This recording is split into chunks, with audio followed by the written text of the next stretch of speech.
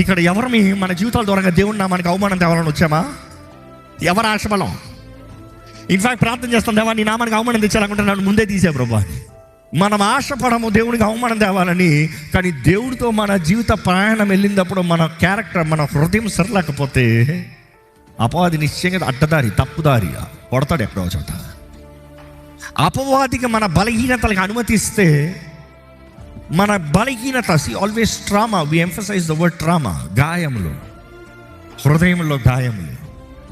ఒక మనిషి పాడైపోతానికి, ఒక మనిషి డిప్రెషన్లోకి వెళ్ళిపోతానికి, ఒక మనిషి బిటర్నెస్, కోపంతో నింపబడటానికి, ఒక మనిషి ఇతరులను తిడటానికి, ఒక మనిషి తలిపేసుకుని గదిలో ఉండటానికి కారణాలు ఏంటి అని అధికంగా చూసినప్పుడు it's all based on trauma.